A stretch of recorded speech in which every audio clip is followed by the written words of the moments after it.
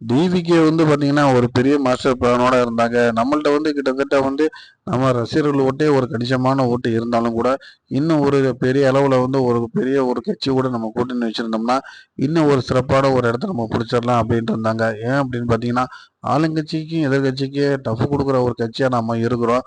நம்ம கொஞ்சம் கூட்டணியோட இன்னும் நம்ம மோதினோம்னா, கிட்டத்தட்ட ஆட்சிய பிடிக்கிறதுக்கான வாய்ப்புகள் கூட நம்மளுக்கு இருக்கு அப்டின்னு சொல்லி அவங்க தரப்பு நியாயத்த அவங்க சொல்றாங்க.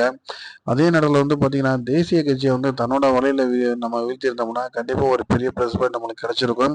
இன்னும் சொல்ல போனோம்னா, தேசிய கட்சிய பொறுத்தவரைக்கும் அவங்க வந்து கர்நாடகாவா இருக்கட்டும், கேரளாவா இருக்கட்டும், தமிழ்நாடா இருக்கட்டும், இந்த இடங்கள்ல வந்து அவங்களுக்கு வந்து செல்வாக்கு அதிகம்.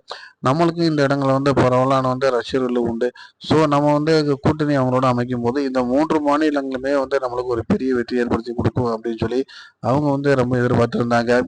அதனுடைய முதல் கட்டமா வந்து இன்னைக்கு சந்திரசேகர் வந்து வெளிப்படையாவே வந்து காங்கிரஸ் கட்சிய வந்து நீங்க கூட்டணிக்கு வந்தீங்கன்னா, கண்டிப்பா ஆட்சியில பங்கு அப்படின்ற மாதிரி அவரோட கருத்த சொல்லியிருந்தாரு.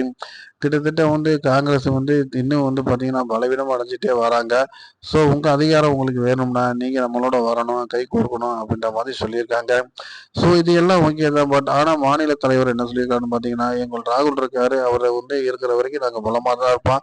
எங்களுக்கு எந்த பலவீனமும் கிடையாது. ஸோ அவரு என்ன சொல்றாரோ அதத்தான் நாங்க கேட்போம். அதே நேரத்தில வந்து பார்த்தீங்கன்னா, இப்ப வந்து நீங்க எங்களுக்காக பேசுனதுக்கு உங்களுக்கு நாங்க நன்றிகள் பல சொல்லிக்கிறோம் அப்டின்ட்டு சொல்லியிருக்காரு.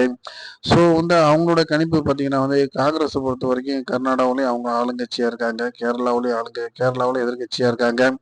தமிழ்நாட்டிலயும் அவங்களுக்கு கணிசமான ஆளுங்க இருக்காங்க. ஸோ இந்த 3 இடங்கள்லயும் வந்து விஜய்க்கு வந்து ரசிகர்கள் அதிகமா இருக்காங்க. ஸோ இதெல்லாம் கணக்கு பண்ணோம்னா, நம்ம வந்து இந்த 3 மாநிலங்களையும் வந்து நம்ம ஒரு குறிப்பிட்ட அளவுக்கு ஒரு செல்வாக்க உயர்த்த முடியும் அப்படின்ற ஒரு பிளான்ல இருக்காங்க. ஆனா ராகுல் என்ன முடிவு எடுக்க போறாரு அப்படிங்கிறது தெரியல. அத நம்ம பொறுத்திருந்து பார்க்கலாம். ஒருவேளை கூட்டணி அமைஞ்சுச்சுன்னா, அதனுடைய செயல்பாடு எப்படி இருக்குங்கிறத நம்ம